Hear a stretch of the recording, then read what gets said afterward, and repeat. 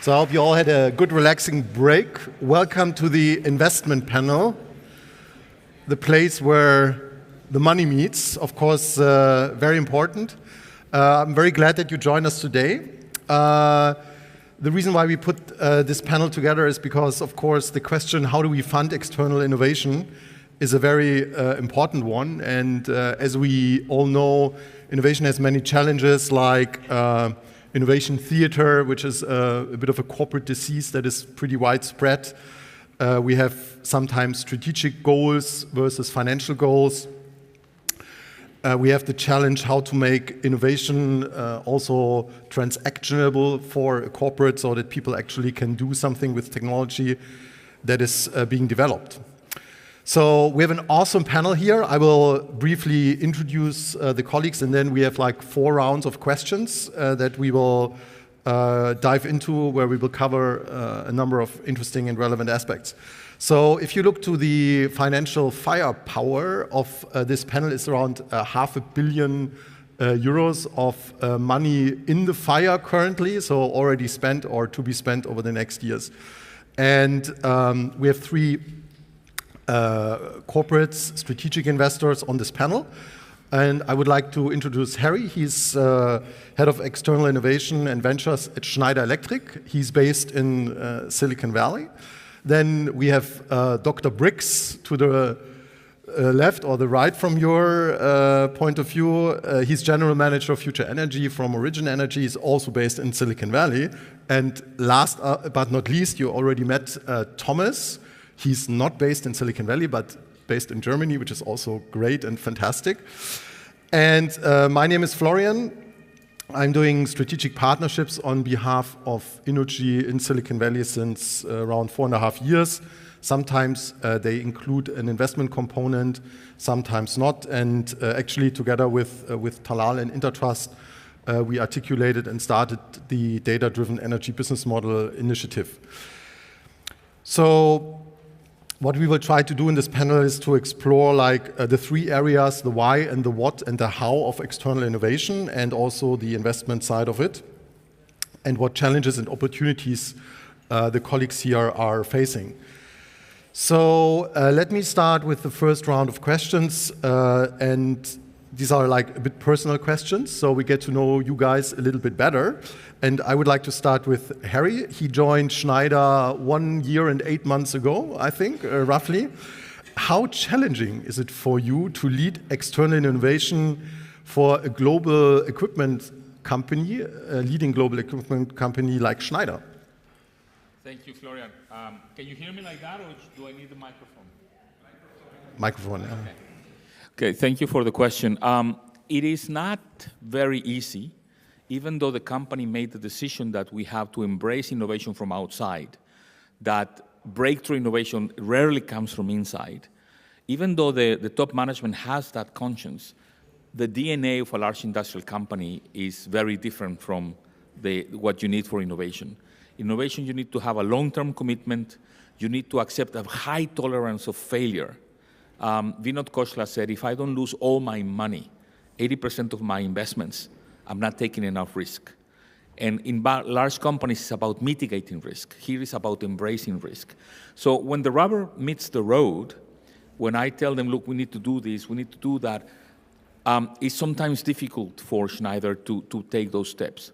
That's why when we created Schneider Electric Ventures, one very important principle was that we had to have some independence, to have thinkers that can think outside of the box, and that maybe the top management wouldn't understand why we're doing some investment today, but maybe 3-4 years down the road, we'll say, oh my God, I'm so glad you invested in that company.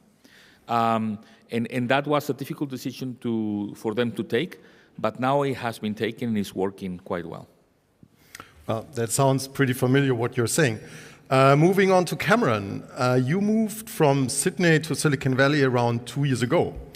Please explain to us, why did you move to Silicon Valley, and if it was a good move for you so far?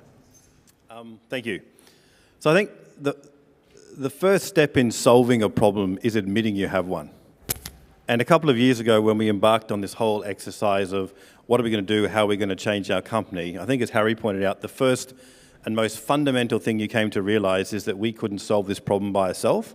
And that sounds simple, it sounds obvious in hindsight, but for energy companies who traditionally hound themselves in spreadsheets and internalize everything, that's a really big step. And so for us, it was really about embracing the fact that we couldn't do it by ourselves, we didn't know everything, and we had to work with people that we hadn't done before. So we took the step of not just looking outside of our building, looking outside of our state, but actually looking outside of our country. So I took the step of moving over to Silicon Valley completely to change my perspectives, to change my ideas, and to every extent possible change the thinking process, the strategic insights that we had for our company.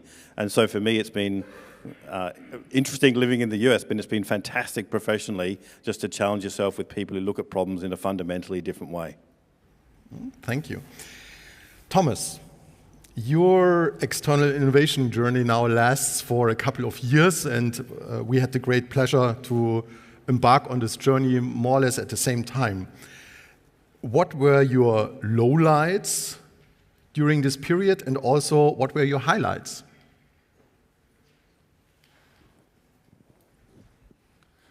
I mean, people tend to say that innovation is a meandering path, and everyone knows this and acknowledges this, but if you are on this meandering route, which means you go through ups and downs as a business model, it can be a really painful and on the other side, very exciting process. We had the big chance to being given space and resources and funding to try out things.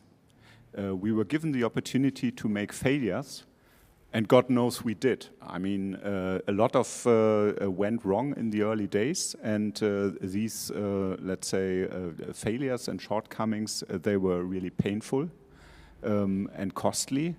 So these are the downsides of this journey. The highlights of this journey was when there was a moment in time, and I cannot identify exactly when that was, but when we traveled around all the locations where we are in the ecosystems, where we are doing innovation in Silicon Valley, in Tel Aviv, in London, and in Berlin, and we realized that we have, let's say, created self-organizing, self-running organisms who are deeply embedded in those ecosystems, who can deliver their value to the company, to the shareholder. That was absolutely amazing. And that was a moment in time where I thought, that's how innovation can look like and should look like, and that was one of the greatest emotions in my professional career. Thank you for sharing that. Harry, when we met the first time in Silicon Valley, you told me that you had a dinner with your CFO, and you told your CFO that all the money he gave you will be gone and will be lost, to frame his mental model in a correct way. I hope you haven't not succeeded yet, and you have many more years to achieve that goal, to burn all the money. Joking aside, can you explain to us a little bit what's your strategy for external innovation is, and how does your toolbox look like? What do you actually do? Okay, thank you for that. And just to emphasize this conversation, when Johan was talking about the embrace, our CFO wanted to be in the investment committee that decides on the investments, and I said, no, Emmanuel, you are brilliant as a CFO, but with your mental framework, if you're in the investment committee, we will take all the wrong decisions. This is not about managing risk, it's about taking risk. So I push him aside gently. Then 1 year later, I'm educating them how it works. He was telling me, yes, Harry, I've understood. You will lose all our money sometimes. No, Emmanuel. I'm telling you, I'm going to lose all our money most of the time. And he's looking at me like, oh my God, what is this guy telling me? But that's how venture works. So it's been an education process for the company. We have made a lot of progress. It's working really well. What do we do? What is our goal and what do we do? We have 3 goals. Number 1 is build an ecosystem of partners that help us complement our offer, things that we don't have in the house. One example, we invested in the leading cybersecurity company called Clarity. because Schneider manages factories, manages buildings, but we don't have a cybersecurity solution. Now we go with our investment partner, Clarity, together to our customers, and we say, now we have a cybersecurity solution you can put on top of the Schneider software, and your factory is secure. So that is a good example of that. Second objective is to build new growth engines for the company. The divisions and the businesses we don't have today that we want to have in the future. Companies we invest in or we create that we will end up acquiring, and then there will be growth engines for Schneider. And the third one is access to markets. The way we've been selling our circuit breakers and our technology has not changed in 60 years. But what Amazon did for retail can happen in our market as well. So we want to be disruptive and try out secretly some ways to have direct access to the contractors, to the electricians, so that we keep our access to market. And we don't have an Amazon between us and them that can squeeze our margins and our market share. So those are the three objectives. To achieve these three objectives, we have three practices. One is the incubation practice. We look at 200 ideas a year. We select 10 to work on really closely. And what I mean really closely is that we create a team that focuses for 3 to 6 months full-time on developing this idea, and at the end of which they come to us and pitch, fund me, I have a great business plan, or they say, this is not for us, we stop, because Apple did it already, or there's a reason. So we are launching 5 new businesses per year that we create from scratch that have a strategic fit with Schneider. The second, we have investments. We have a fund of funds. We have direct investments. We're stage agnostic. We can make $100,000 up to 10 million euro is decided by me and my team directly, no interference. Above a 10 million euro check, I have to go back to the CEO of the company, but it's quite a streamlined process. And the third practice is partnerships. Once we have a portfolio company, we partner with them to support them, to help them to grow and to have an unfair advantage to make it. And also for Schneider to be the channel and the partner of choice when this company is growing. So incubation, investments, and partnerships. Thank you very much. That also sounds pretty familiar to a lot of people in the room here, I assume. Cameron, let's talk a little bit about product. The background is because Cameron is a very, very strong enthusiast for products, developing products, solutions that are very sophisticated. Not so much the whole investment topic. Nevertheless, you also did some investments in the past, and probably you will do some in the future. Give us an idea, why do you invest in these companies, startups or technology companies? And how does it help you to deliver products? Okay, I might just broaden the definition of investment. So when we sit here and we think to ourselves, we have a challenge that the future is going to look very different to what it looks like today. And so if you go into that framework and you say, well, how do I get from where I am right now to where I need to be? You have to make an investment decision, both in terms of the people, in time, and in terms of dollars that's going to get you there. And so what we do is we start off and say, from an investment framework, how long are we going to take? How many people do we want to deploy at this? And how might we deploy some capital in terms of getting there? So in terms of the arsenal and things that we can do, we don't have the answers within, we look outside.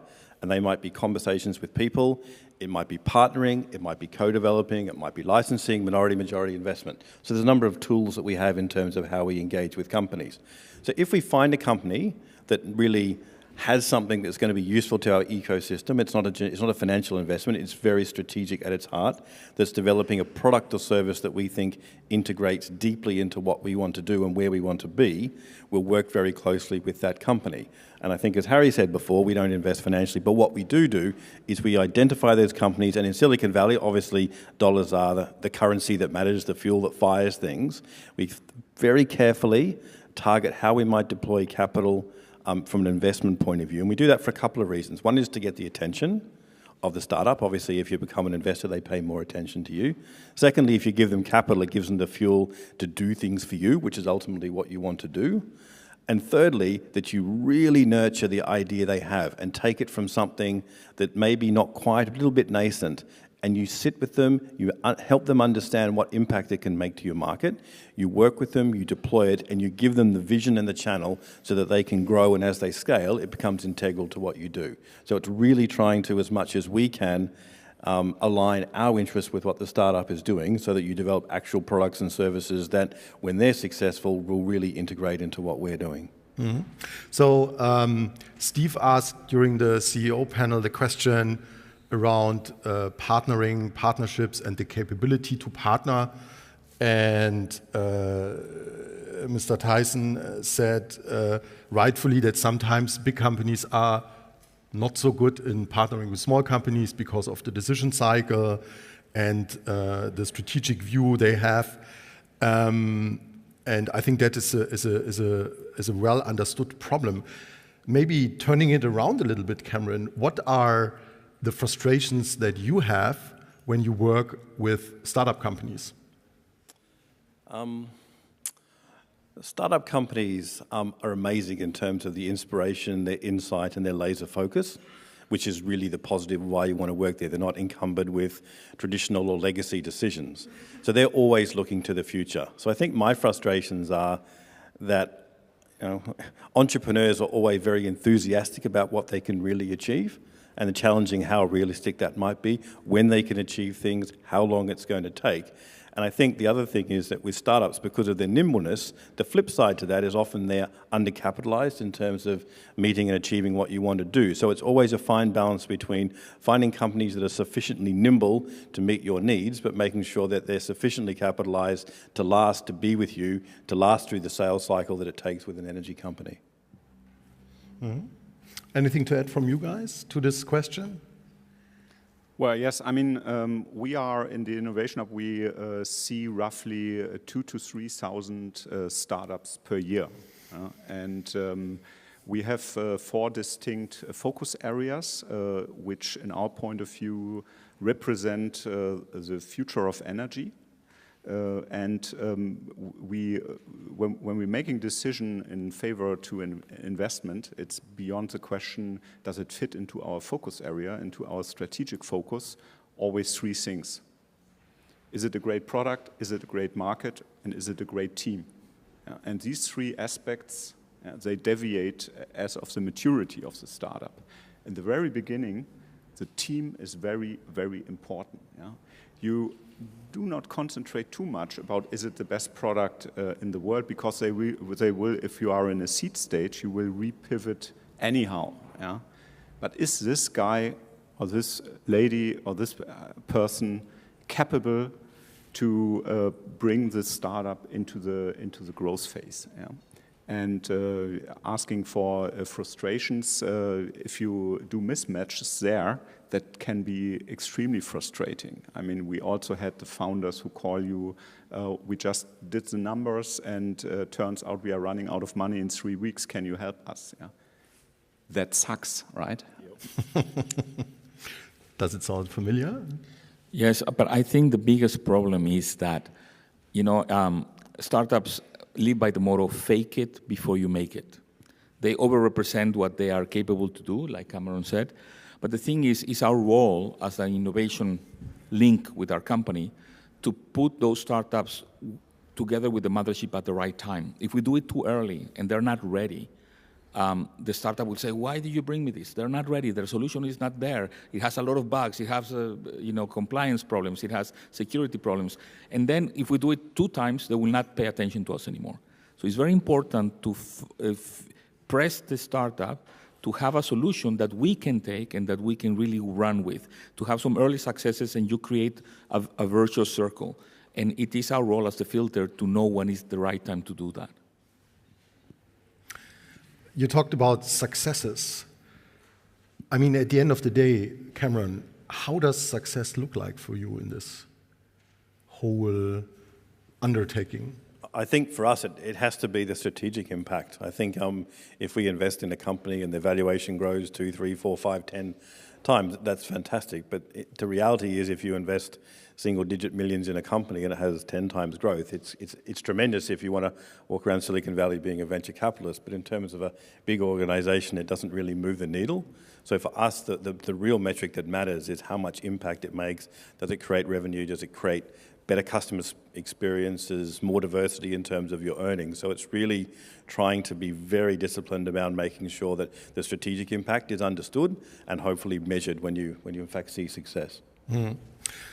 Maybe building on that, Thomas, you have built over the last 4 years a pretty substantial portfolio of companies, some of them with a very strong strategic story and link into the business, some maybe with a little bit lesser link. How do you successfully balance the potential conflict between strategic impact, financial impact, license to operate? Not every CFO appreciates the message that when you come and ask and please give me money, that the message is, well, be prepared that most of it will be gone. So how do you do that? How do you manage that? So I don't see a contradiction in that. Maybe we have a little bit more technocratic view on that, but our KPI set stands on 2 legs generally. So we want to see the strategic impact. We always encourage our colleagues and especially my colleagues in the core business to connect with the startup, and we have quite powerful platforms to make that happen. But we see, let's say, a top-notch VC-like financial KPI set as equally important, not so much because of its enormous contribution to the bottom line of the company, but more as a sanitary check. Yeah. At the end of the day, what matters, a startup and an idea is successful if it's successful in the market. And if a startup makes it into the next round, if you can attract other co-investors, and if they do their numbers right, that is, for us, equally important than, let's say, the amazing POCs and the amazing joint projects they do with our core business. Mm-hmm. I would like to move now a little bit from maybe one level up to your strategies behind the external innovation, and would like to talk a little bit about how you articulated your strategies and how you implement them, and to which extent this is important and relevant. And I would like to start with Thomas, because actually this conference is labeled Data-Driven Business Model or Data-Driven Energy Business Model, which is a label that we developed around 3.5 years ago, and we articulated very explicitly a strategy. So what you normally do is you write a strategy paper, you put it in front of the board, and you ask for endorsement. And luckily, in our case, it worked nicely. So the board endorsed the strategy, and then, of course, immediately asked, so it's nice to have a strategy, but how are you going to implement? Can you explain to us a little bit why this was done, why the strategy was articulated, and how this has helped you so far in the innovation efforts? And I will ask also the other colleagues to elaborate a little bit on this. Well, I mean, the first sets of strategy in the Innovation Hub root back into a time where we were still called RWE and where we were still active throughout the whole value chain, from digging and mining lignite to doing doing business, right? So we have been more a conglomerate in, let's say, at the verge of let's say, separation along shareholders and customer interests at the end of the day. In those times, we thought we have to take one step back and articulate from the distance what matters for energy in, let's say, 10 to 15 years from now. Not what products we can sell to our customers in 10 to 15 years, but how does the energy world look like in 10 to 15 years? And by doing so, we defined our so-called lighthouses, which is, for example, disruptive digital, which is mostly happening in the Silicon Valley. It's a group of young colleagues who basically are on a mission. Think 5 years from now, all utilities are dead. What happens? What are the attackers which have the potential to kill us? And let it be us to find them first. It is stuff like machine economy, all this blockchain stuff, which in our point of view really matters. And one of that was certainly driven by the idea in future every electron comes along with a bit of information. In future, energy will be one vertical amongst others, and our customer relationship will, to mutual benefit, not create value by sending electrons there and taking a margin of it, but let's say reaping all the levers we have to enhance value for customers and for us. And the data information play an enormous role in this for various reasons. We talked about a lot and will today, so that became a cornerstone in our strategy. You see, when the buzzword strategy is coming, I can't stop talking, but I cut me off now myself. Cameron, data-driven business model. I remember that when you hit the valley, you told me that in your company there are certain stakeholders which have the more cowbell approach. This is only something that people that live in the United States understand. So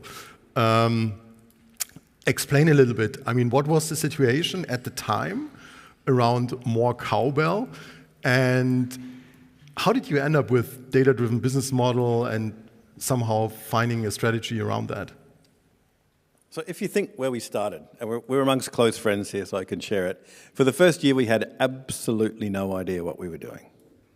We were given a mandate. Our board members would sit there and they'd read newspapers about the demise of the electricity retailing sector, and it would really concern them. And fear is a tremendous motivator. And so with that, they said, well, this has to be done, it has to be done well, and it has to be done by a group that's separated and given some time.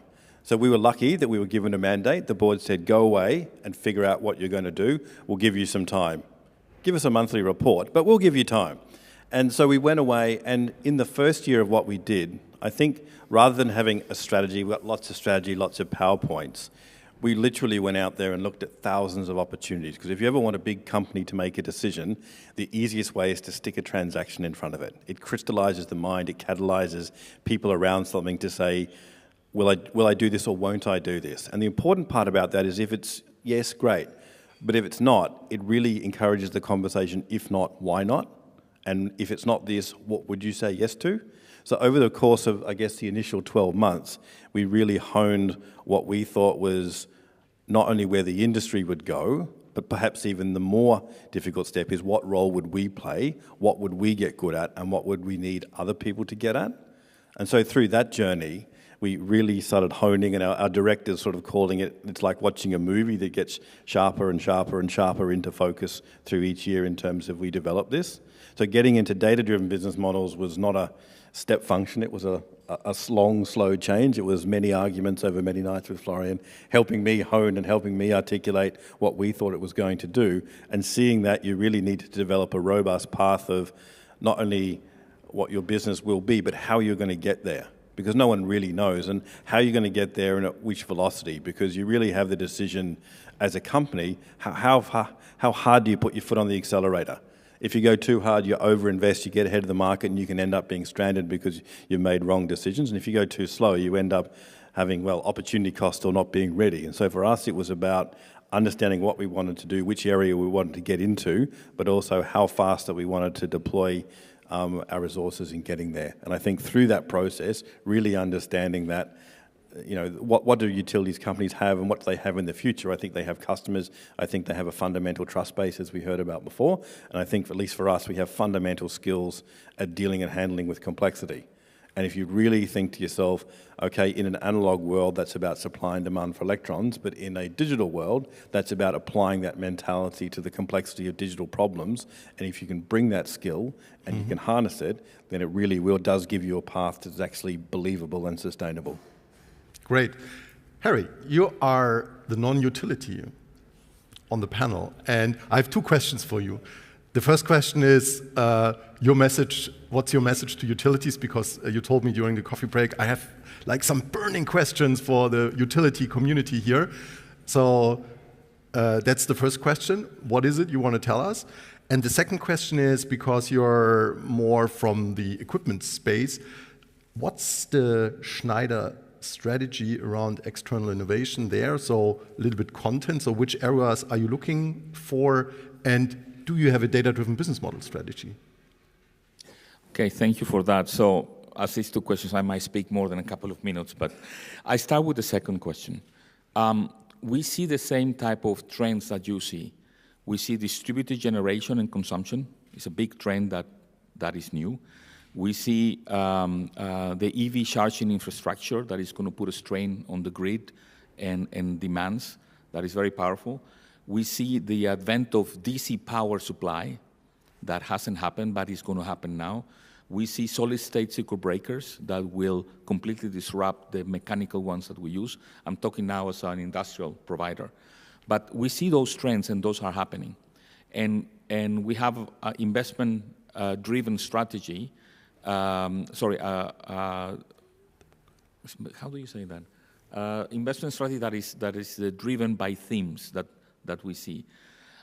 So we see those things happening. Now, one message that I wanted to pass you here, because you are dear customers as the utilities, is that I'm very glad you're having these conversations, because disruption is coming to this industry. Things are not going to be in 20 years the way they are today, and you know that. But you have an opportunity to change and embrace that change and benefit from it. The pace of change will not be as fast as some of the paranoid people think, but it's going to be slow, and then it's going to hit an inflection curve, and then it's going to be really, really fast. So you have time to leverage the assets that you have, your cash flow generation, your trust to customers, your access to the final customer, to invest in these new business models. That's the first message I wanted to pass. The second one is that you are very unlikely to succeed doing this internally. You need to embrace external innovation, create incubation projects, invest in startups that will do it on the side, and observe what is happening. And once you see something that is taking off, you double in your winners, and you invest more on that, and you eventually acquire some of these companies. If you try to do it internally, I mean, there is no reason why Marriott couldn't have invented Airbnb, but they didn't. There is no reason why Blockbuster couldn't have invented Netflix, but they didn't. There is no reason why Citibank couldn't have invented Lending Club, but they didn't. Big companies do not have a challenge to innovate in big disruptive things, and we are in a disruptive period of our industry. Therefore, plant seeds outside, observe, be clever, don't be afraid of the not invented here, and jump in at the right time with your resources. Now, I think the CEO of E.ON said something very, very important that applies both to the energy and to the digital thing. These are only tools. Everybody talks about data and digital. It's a reality, it's a possibility, but it's a tool. For what do you want digital? There has to be an application, a reason, a value creation application that you use that for. That is very important. So we need to move in this room from focusing on the assets and regulation that was our core differentiator before, to focusing on the customers. What can we create from them with these tools that give some value? And can you imagine that maybe in the future, you do not charge or pay for electrons, but you charge for lighting, you charge for cooling and heating, you charge for security in the home. You're charging for those things. That is a completely different business model. But if you have the customer and you're charging for that, which is the benefits that they're asking for from power, you have a more stickiness and a longer life period that you can have by selling just electrons. So that is an interesting thing to consider. Thank you for your recommendation and your advice. It's highly appreciated. I would like to include you guys now. So I'm sure that there are many people in this room who have burning questions to our great panel.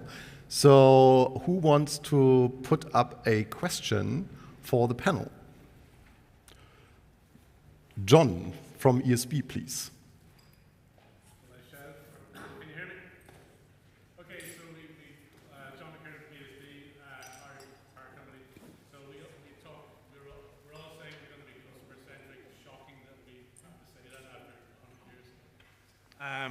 But key thing is, I think we're not afraid of, the churn rate in Ireland is 15%. We're happy to compete with other utilities. We're not worried about other utilities. We're worried about the other guys that move bigger, faster. And lessons from the telecom sector we mentioned earlier on. So they already have sort of customer segmentation of one, i.e. they watch each one of you guys' smartphones. They know if you're going to switch, they intervene with a deal. So build up to the grand question, do you think power utilities can get to, soon or not, customer segmentation of one, i.e.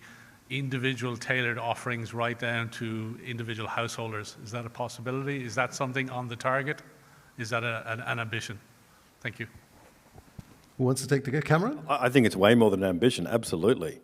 But I think if you're going to do that, you've got to be realistic about the tools that you need to get. I mean, Harry pointed out that you do need tools. You need a really sophisticated data analytics platform to help you understand that. You need a way of getting to those customers. And once you get to them, you need something more than just here's an electricity bill, or here's an electricity bill that's got a nice font, or here's a discount on that electricity bill. You really have to be understanding for them, once you have the segmentation, what does it mean to them? What can you do for them that taking that segmentation meets or delights their expectations, that at least probably drags you from where you have been to at least par with other industries in terms of what other industries are able to do, what a Netflix can do, as surface movies you like, and actually apply even that, and then beyond that, what other products and services can you do, knowing what they want, knowing who they are, knowing what might make their lives better.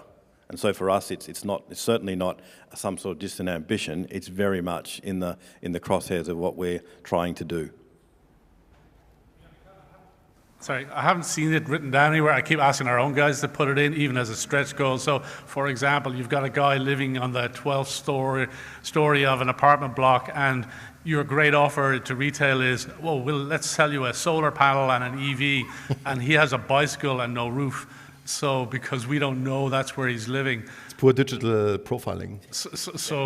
Yeah, but when are we? Is that written into anybody's strategy in the utility space? Because I think this is one of the spaces where a data-driven business model, somebody's going to get there. Other people probably could do it in the morning, but they don't have too many electrons to sell yet. So, the question is this something we're going to use it or lose it? Is the question maybe? Thomas, you could answer. I don't know. I mean, you are putting a big shortcoming of the moment into sharp relief is the term or the awareness of what is a customer is about to change and needs to change. We are trained in an industry of not serving customers, but serving meters, yeah? Sending electrons and molecules to meters. The notion of there is a customer, as a person, and if he's for coincidence in this house where the meter hangs, or if he's on the road driving his hopefully electric vehicle, or he is consuming other services, or he is an element in a municipality which demands municipal services also.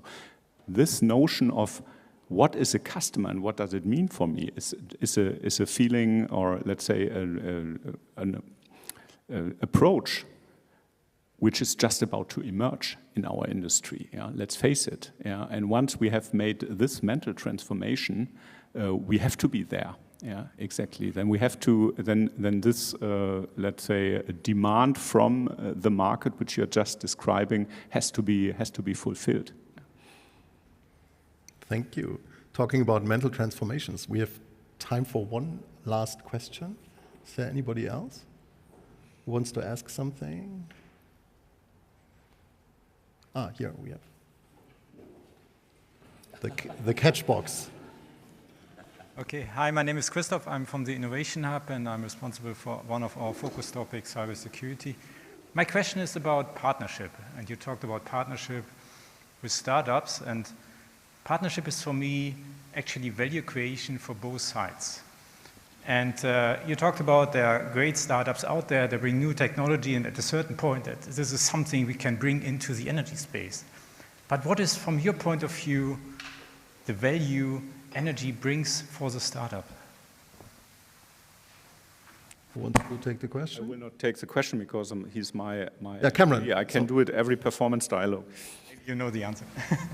Did Was the question, what is the value of energy for the startup?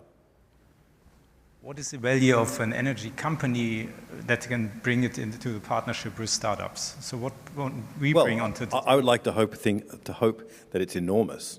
I mean, if you're a big energy company, the resources you can bring, the insight, the capital, the channels to market, the customers. I mean, we can take a company that is challenged to get into a market and say, here's 10,000 customers, let's test your product here, let's see what would work, let's help you get established, let's give you a test case, let's give you a some sort of reputation in the marketplace for doing something good, let's hone it, let's find it, and then if you make it succeed, we'll give you a purchase order for another 100,000 or million. So at least even simplistically in terms of just a channel partner, but beyond that, I think, given the insight we have into our own market and what is successful, we can help shape the value proposition, we can help teach the people how to articulate that message to other energy companies. It's so much value you can bring, and that's the thing we do. We look very hard, but the companies we choose to, it's transformational, it changes them. It's not just the value creation in terms of the equity growth, but it's in terms of really making them see where the customer, in this particular case, and helping them to understand from a customer perspective what it is that makes their company successful. Yeah, maybe one recommendation is you talk to the colleagues from Intertrust, because I think the partnership that we have is a case study for how to do it and also how to deliver strategic impact, also with some nice financial moments that we just currently had. Thank you very much. A great panel. Time is over. Thank you for coming.